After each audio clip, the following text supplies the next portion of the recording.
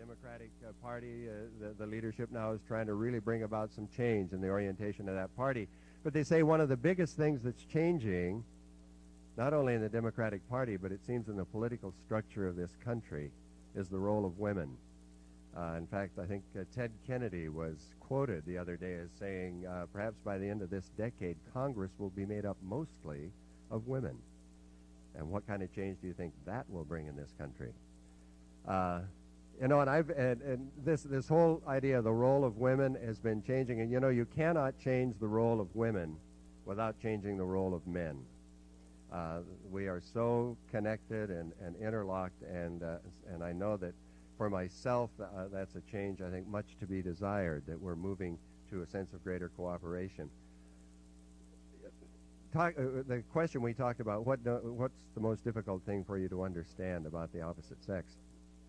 Well, after 20 years in the Jesuits, there was a hell of a lot I didn't understand. You know, they gave us courses in just about everything. All the stuff on sex was in Latin, and was kept in a spot in the library called hell. So it was easy, perhaps, to begin to develop a few weird ideas. But one of the things that you know, it was lack of understanding, I think, that has caused me at times trauma in my life. Not only the fact that I didn't really understand women very well, I didn't feel very understood. And when the women's movement started, I thought, well, this seems to be great, because I've always been kind of in favor of change and growth and change in the church and in the world and wherever it is. And I think it's really changed for the better. But when the women's movement started and there was a lot of hostility and anger, and I began to think, well, wait, you're not talking about me. Well, they were talking about the group I belonged to. But I didn't feel very understood, and it was kind of really refreshing and hopeful when I began to read some authors, and also ran across the works of Warren Farrell, our speaker this morning, a man who was able to speak out in a way, I think, that was understood to try and bring understanding of the role of men, what men are really like, and men needed to know that as much or more than women needed to know it. And I think he's continued to be in the forefront of those researching, investigating, experiencing, and writing about this changing transition of one of the most significant factors of our life on this planet, and that's the role between the male and the female. Dr. Farrell is the only man in the U.S. to be elected 3 times to the board of directors of the National Organization for Women in New York City. He's also the only man to have been on the boards of both the National Congress for Men and the National Coalition of Free Men. He has appeared on over 1,000 TV shows, including 8 appearances on The Phil Donahue Show, repeated interviews with Barbara Walters, Peter Jennings, and Oprah Winfrey. He has repeatedly refused, and this was back a little while ago, to be interviewed by Morton Downey. Okay. None of that blood-bashing stuff. So we're very privileged, I think, to have Warren with us this morning, and his popularity, I know, is attested by the number of guests we have, and I would like you to help me welcome Dr. Warren Farrell.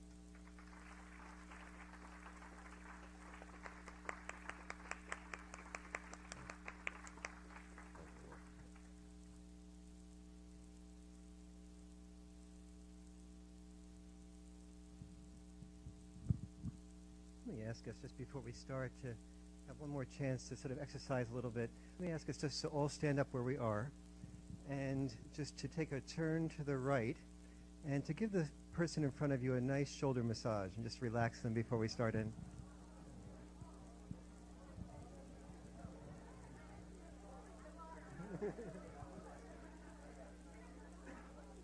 Just massage the shoulder of the person in front of you, and then ask the person in front of you whether she or he would like it harder or softer.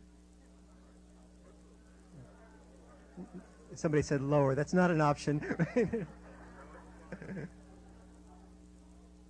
Give the person feedback as to whether you'd like it harder or softer. Now just turn around and massage the person who's been massaging you.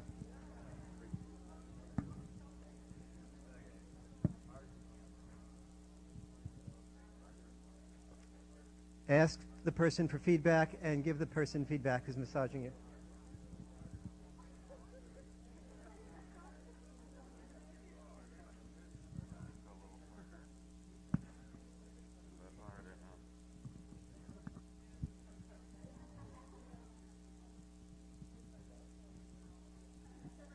Okay, give yourselves a hand and let's sit back down again.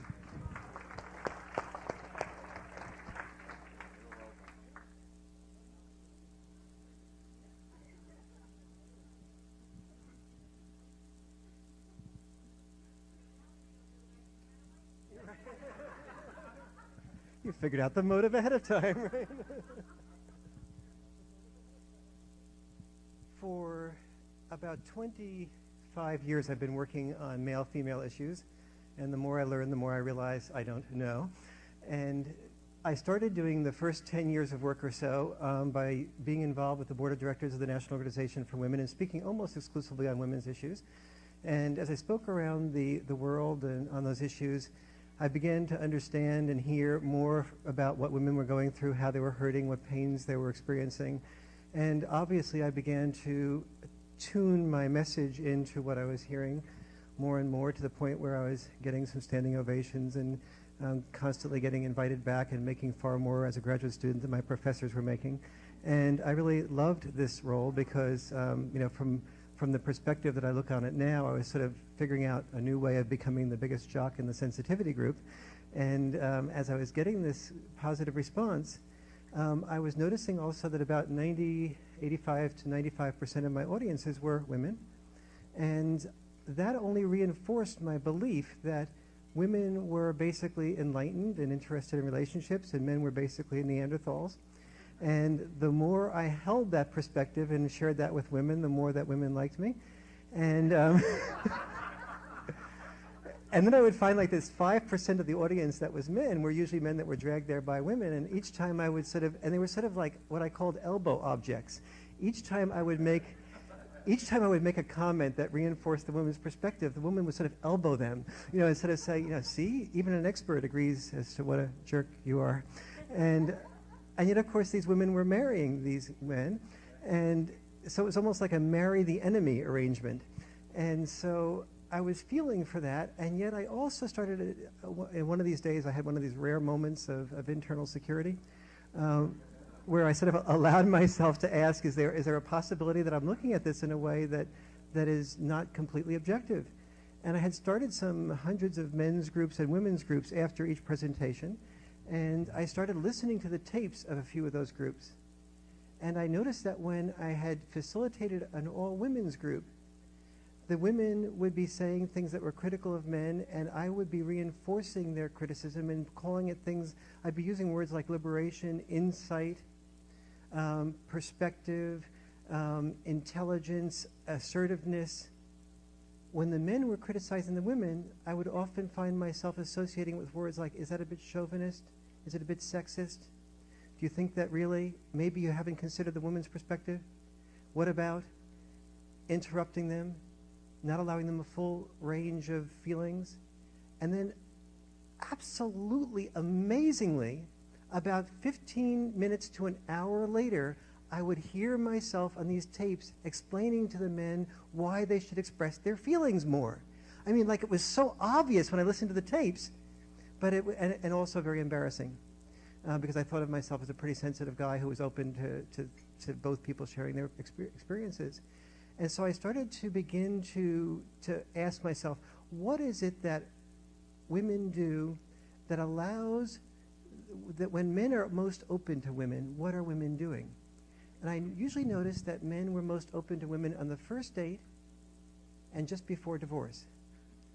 And so I started observing women's interactions with men on the first date and just before divorce. And the first date, women would often ask the guys questions with what I came to call awe training. There was like a little awe in the woman's eyes, like, wow, that's fascinating. And almost no matter what the man said, she looked at him with some fascination and she supported it and she didn't criticize it. If he had 15 other relationships, what did you feel about that? How did you feel about that? What was that like for you? Did you worry about AIDS? Did you do this? Blah, blah, blah, blah. But it was all without judgment, or minimally with minimum judgment. At the end of the relationship, because she knew the relationship was over, there was a much greater sort of openness to hearing wherever he was coming from. And so I started putting together the first and the end parts of what she was saying, and I began to see that the common denominator was that the man felt that there was a safe place to express his feelings without being criticized. And that when there was a safe place to express his feelings, in fact, he took advantage of that safe place and he expressed his feelings. But I, in my workshops, was not creating a safe place for men. I was creating a safe place for women. And so when I started listening to men differently, I started asking myself, what is it, what am I hearing from the men when I'm allowing a safe place for the men? I began to then express that in my presentations, and suddenly my standing ovations were disappearing. I suddenly found I was going from 3 or 4 invitations after a presentation for a future speaking engagement to 0 to 1 invitations after a speaking engagement. I did notice that the percentage of men increased and the percentage of women were decreasing, but I also began to see that my speaking career was in jeopardy. Yet I have to also say that it was women more than men who were telling me after the presentations, or not after the presentations, who were writing me and saying things like, I remember one letter in particular, the woman said, I walked out of your presentation halfway through, I went home in a huff, my husband said, what's the matter? I told him some of the ridiculous things that you were saying, and he said, that's the most intelligent thing I've ever heard said. And she sort of said, so I sort of started listening to why he thought they were intelligent. We got into this big fight, but he brought it up over and over again, and then he read your book, and he's been much more open with me since, and sort of like it was, and so now I'm coming back to find out when you're doing the next thing, but my initial reaction to you was really angry. And yet I have to also say, when I heard you a few years ago when you were speaking only from the women's perspective, it made me angrier at men. Now I'm beginning to see my father in a way I haven't seen my dad before, and my husband in a way that I haven't heard him before. This is helping me more, so put this in writing. It was women more than men that were encouraging me to put the new perspective, even that was confrontive of women, in writing. When I put that perspective in writing and circulated it to the first 9 publishers, the first 9 or 10 publishers wrote me back almost identical rejection letters saying, this is stuff we've never thought of before. We agree that it needs to be out there, but almost all books that have ever been written on men's perspectives have shown, and one of them sent me the computer printout, an average of 5,000 hardcovers. None have sold more than 20,000 hardcovers ever if they've taken the male perspective. We just can't afford to do it. And so I was beginning to see 12, 15 years ago that now I'm caught in a new bind. I began to see that all of the books that were bestsellers on relationships had a formula. And the formula was women good, men bad. Women who love too much and the men who hate them. Smart women, foolish choices. Women are good, men are bad. Women who love too much. Who do they love too much? These jerks. What's the woman's problem? She loves. That's not a problem. That's a solution. And so I was now I understood the formula to write a bestseller, but I also understood that these were not self-improvement books. These were self-assurance books. These were female pornography. They were female pornography because the centerfold of these assurance books, the centerpiece of the headline, the centerpiece of the title, was men are jerks. Pornography is something which objectifies that which rejects you. Men turn women into sex objects because they're rejected sexually. It hurts less to be rejected by an object than it does to be rejected by a full human being. So men objectify women sexually because they handle the rejection of that which is an object more easily than they handle the rejection of a full human being.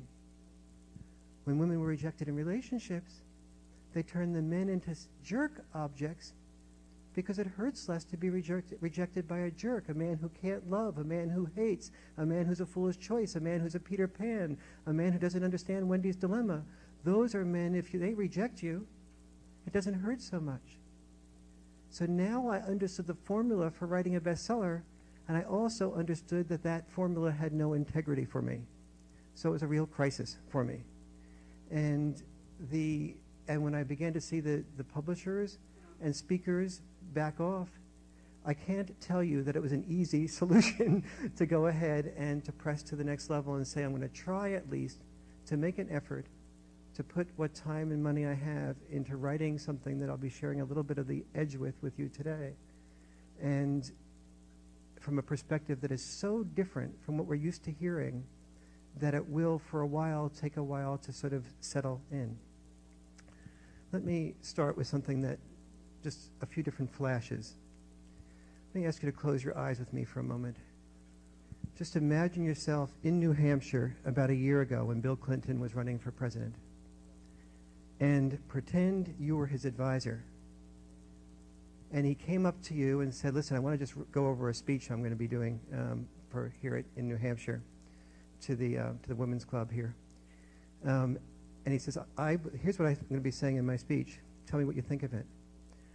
I believe men have a capacity for intelligence and rational thinking that a woman structurally does not have and cannot have. She's incapable of it. What would your advice to him be about that? What's that? Rephrase it. You are the most polite advisor probably Clinton ever had. What would some of your reactions be? Delete. Yes, sentence delete is what my editor says when she sees something like that. If he hadn't had your advice and had said that, would he be accepting the nomination for president tonight?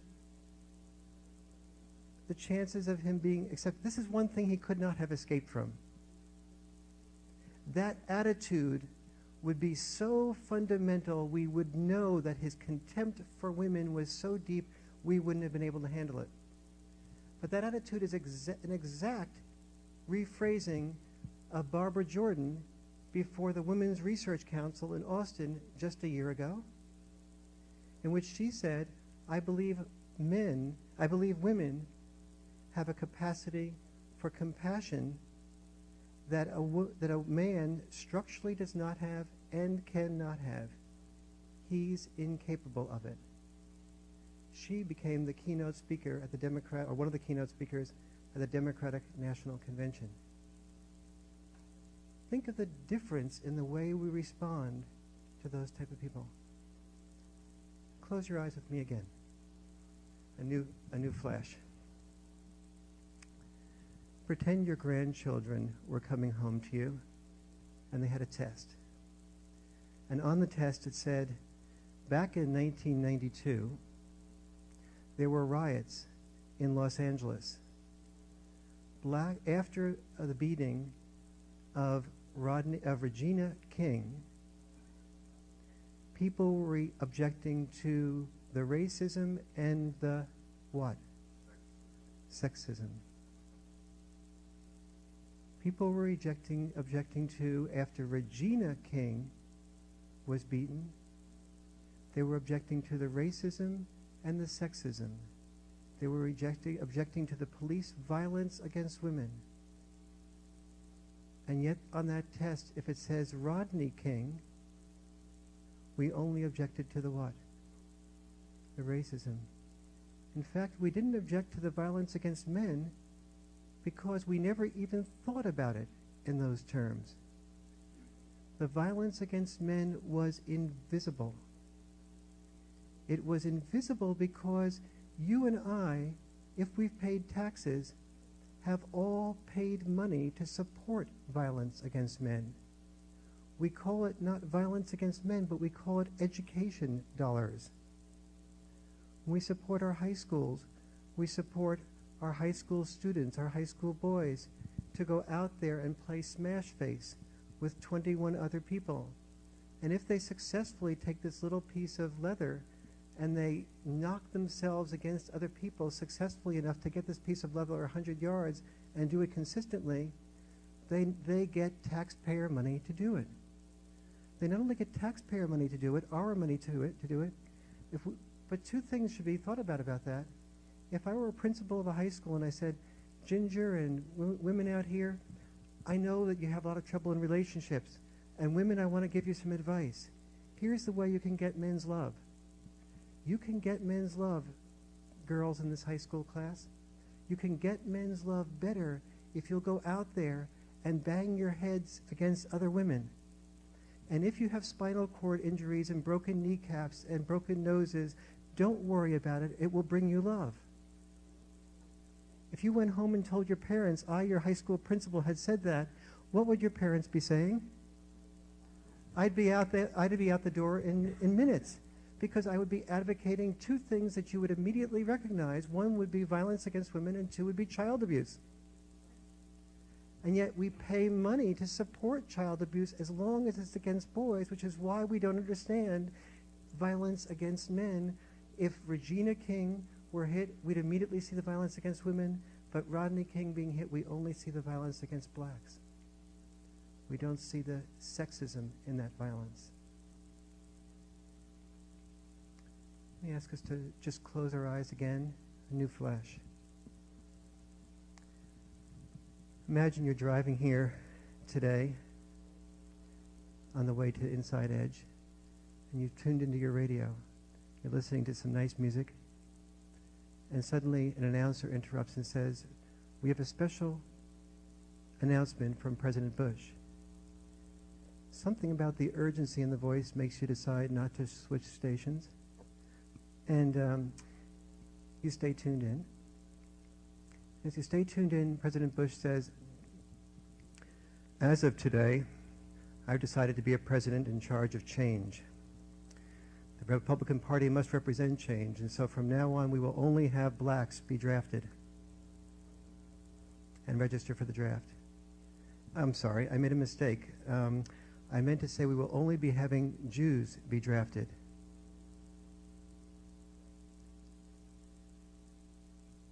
Feel what your response would be. Feel what your response would be if he said, I would only have Jews register for the draft. And then he said, I'm sorry, I made another mistake. What I really meant to say is that this Warren Farrell guy just visited me at the White House, and he persuaded me that equality was really important.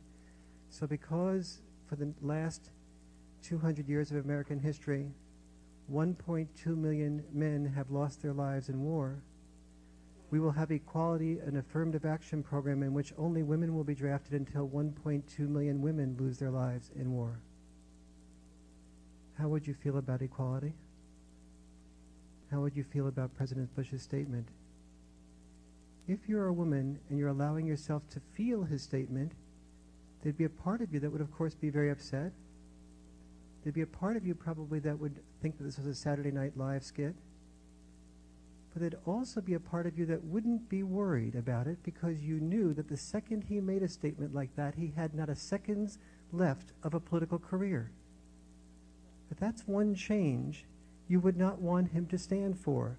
That's one version of equality you wouldn't tolerate for 1 second. I'll ask you to open your eyes. Here's to me the fascinating thing. Why is it that any other group in our population, if we singled out blacks for the draft, or for only draft registration, or singled out only Jews for draft registration, or only women for draft registration, or only those groups were required to go to combat if needed? Women, as you know, have the opportunity to join the armed services, but only men, if needed, are required for combat when they join the armed services. So if that were true of only blacks, or only Jews, or only women, all three of those groups, or any other single group in the world, segregated out based on its membership in that group, would be intelligent enough to call that genocide. The purposeful annihilation of the group based on the membership of that person in that group by birth is genocide. There's only one group in all of history that take what anybody else would call genocide and are stupid enough to call it power. The question is, how did men get to be the stupid sex? How did we get to call ourselves someone who had power? How did we become about the only group in history that systematically made laws, because we made the laws that destroy ourselves? And then for 25 years, as we said, men made laws to benefit themselves. We didn't even see how we made laws to destroy ourselves.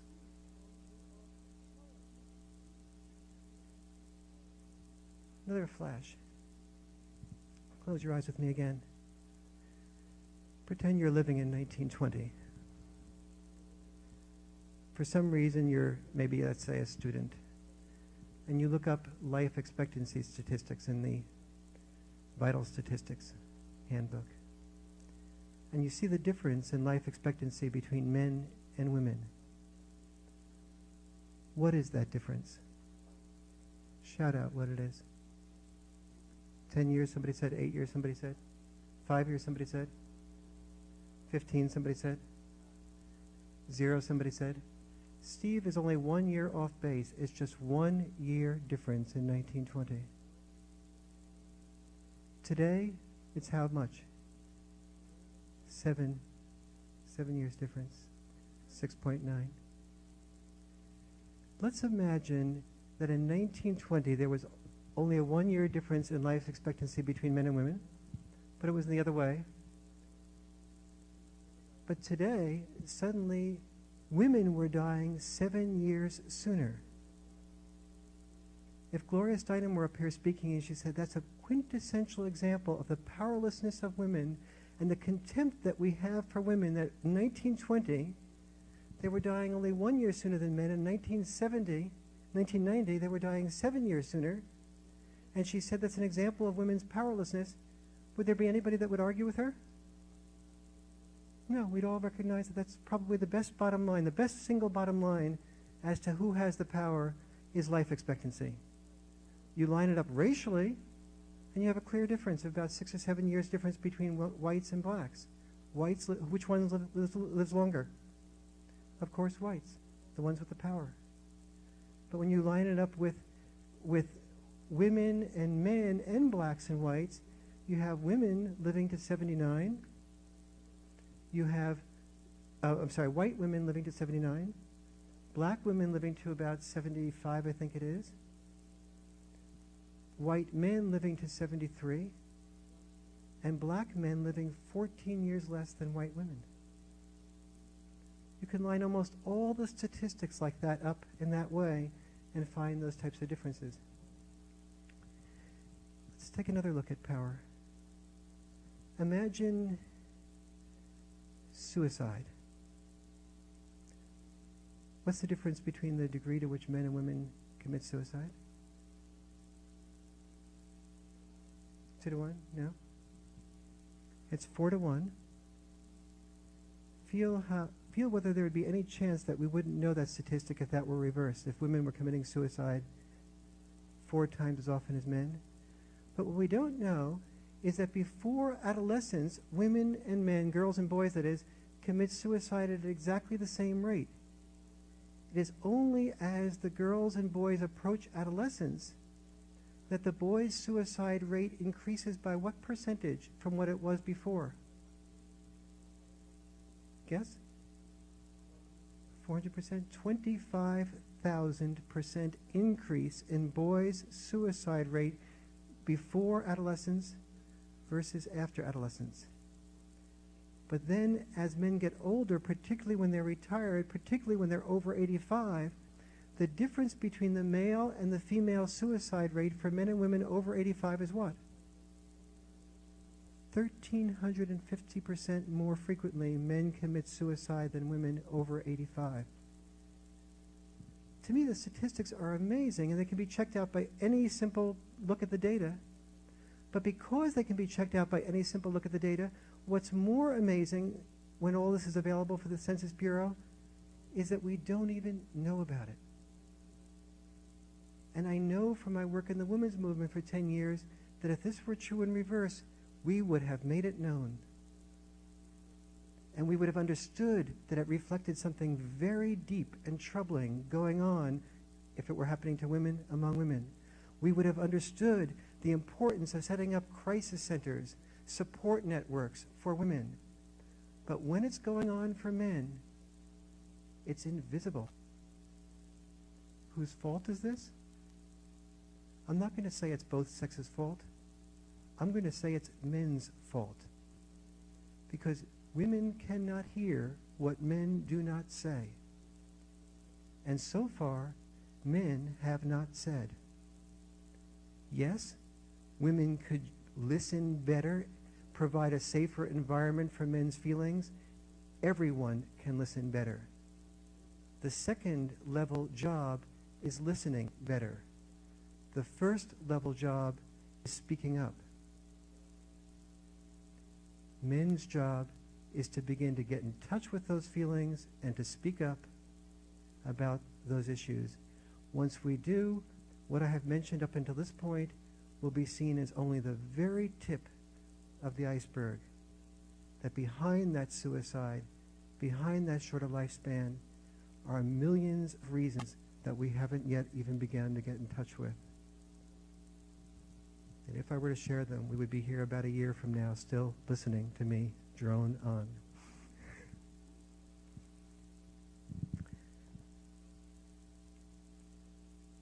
The question is, where does all this come from? And how are we perpetuating it every day? And what is the impact of this on not understanding each other as we try to communicate with each other? Let's spend a moment about where this comes from, because most of us have children or grandchildren, and it's really important to sort of have a sense of what we're doing in an everyday to perpetuate that. When I was a boy, I remember I used to love to babysit. It was my favorite thing to do. I used to love to babysit enough that I remember once going around to a couple of boys on the block and saying to them, it's really important to have a boy babysitting you because, you could be a sissy if you have a girl babysitting you. This was how much I loved to babysit. Had the manipulative strategy figured out already. And I remember the parents of that kid coming to me and saying, "Did you say this to my son?" And I said, "Oh, yes, I did." But when I started dating, in my day, babysitting paid 50 cents an hour, or at least that's what I got in my neighborhood for it. And mowing lawns paid $1.25 an hour. I hated mowing lawns in New Jersey in the middle of the summer, but I quickly understood that if I were going to be able to afford women, I would have to figure out I'd have to mow at least this number of lawns, because I couldn't make enough money just at the 50 cents a rate hour. I didn't begin to understand what I was doing to myself. I didn't begin to understand that I was preparing myself to learn how to take work I hated more that paid more. I was beginning to prepare myself to later, when I was a literature major in college, say to myself, as much as I love this literature major, I'd better back off from it and become something that can sell later.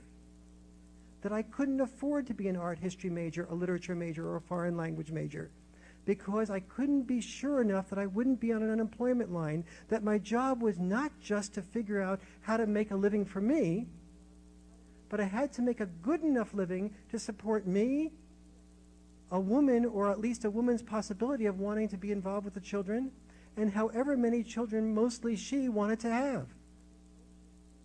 And if that happened to be 3 or 4, I better figure out a way of not only making myself enough money to support one person, and many of you here who are women know how hard that is to do, but enough to support 5 or 6 people, or the possibility that I might have to support 5 or 6 people. And to recognize that if I had a beeper on me, I'd be a lot more eligible. So if I could figure out a way of becoming a doctor or a lawyer, that would increase my sex appeal. Whereas most women know that if you become a doctor or a lawyer, people are interested and fascinated, and actually it does increase your sex appeal slightly. But think about it for a moment. Let me ask you just to close your eyes again. Think about our sex appeal and what our first interest was. Go back with me to junior high school. Now let's go to high school, 10th grade. Think of your homeroom class in 10th grade. Try to get a picture of your homeroom teacher there. Women first. Women, think of who you would have loved to have gone to the prom with. Who you would have loved to have had asked you to the prom when you were in 10th grade. It had to be somebody, though, that didn't ask you to the prom. So think of somebody that didn't ask you to the prom and somebody that was also out of reach for you. That is, he never really noticed you.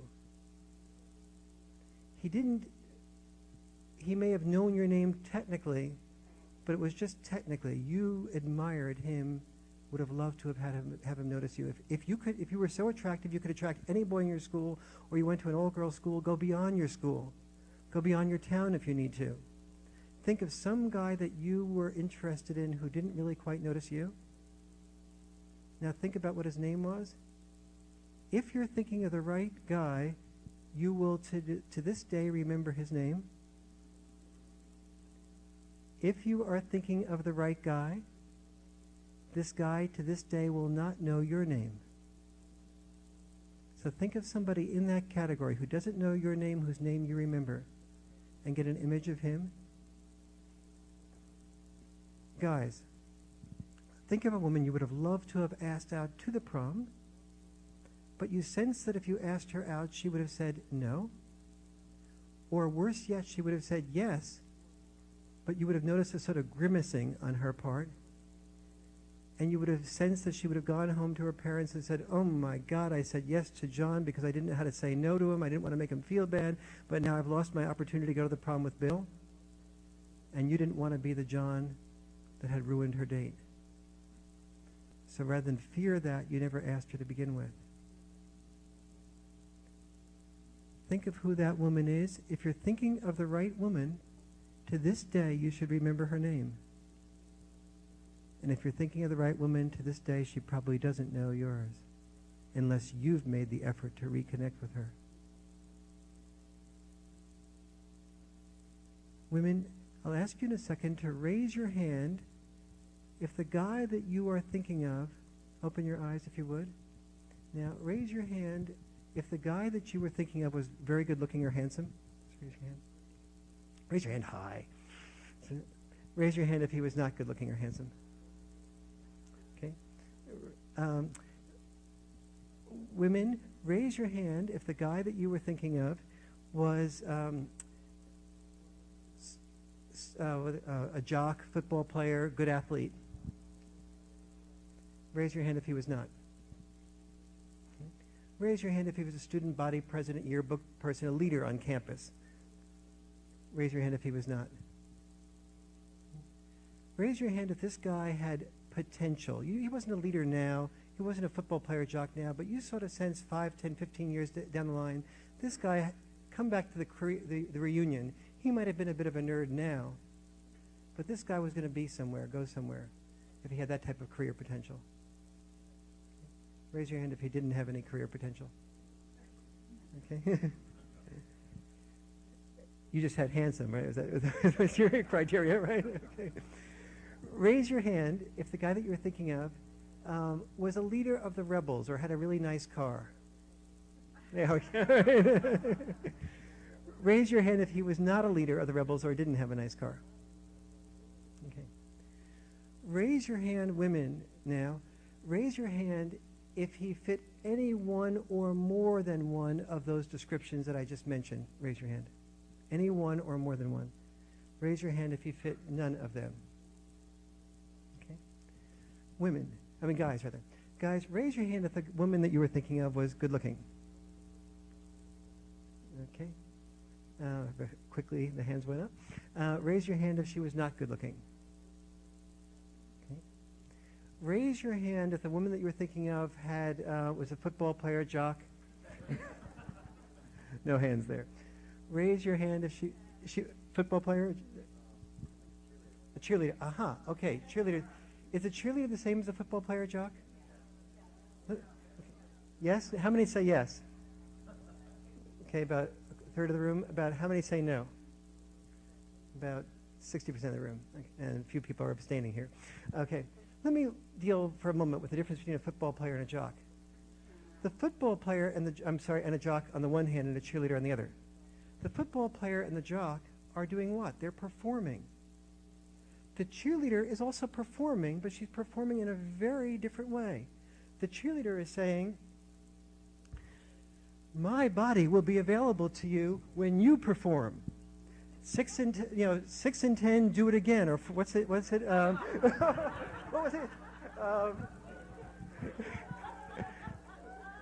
Was it? Oh, okay. 1st and 10, do it again. Thank you very much. I knew there was something wrong with that one.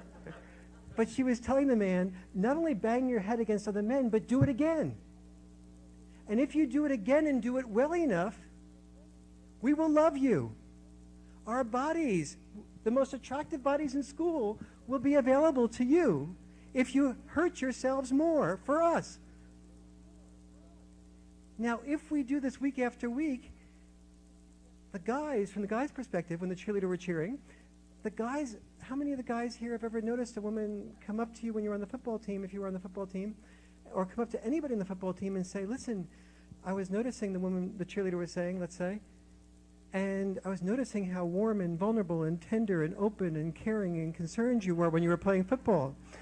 And because you have all these qualities, even though you've lost your position in the football team, I'd like to continue to cheer for you. How many guys have ever seen that directly or indirectly happen? None of us ever did.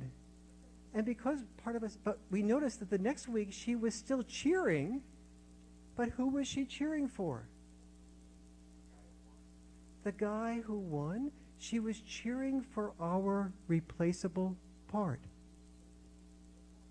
If we lost our position on the team, she was cheering for another body with our number. Since my time is up, what I'd like to say is that what we are looking at is not a need for a men's movement in the long run, although we do need one in the short run. But in the long run, we're looking at not a need for a men's movement and not a need for a women's movement, but a need for a gender transition movement.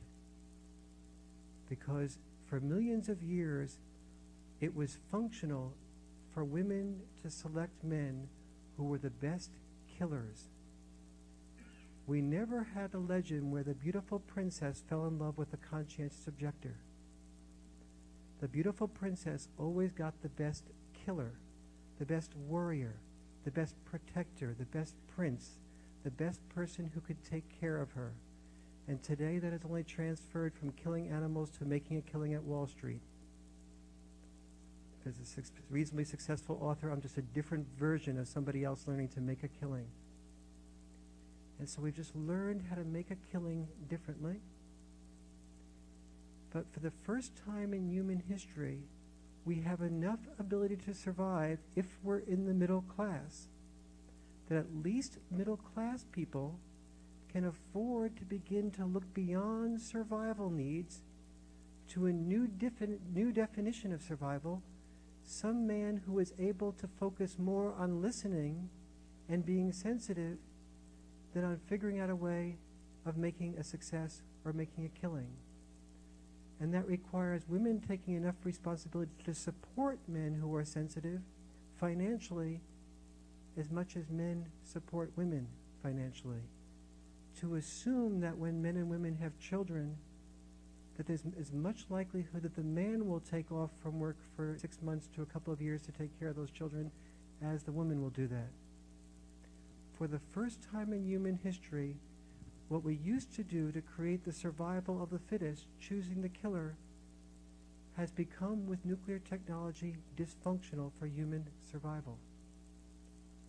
For the first time in human history, the qualities it took to find love, the qualities of a man able to support 8 or 9 children and a woman himself, are suddenly dysfunctional for love.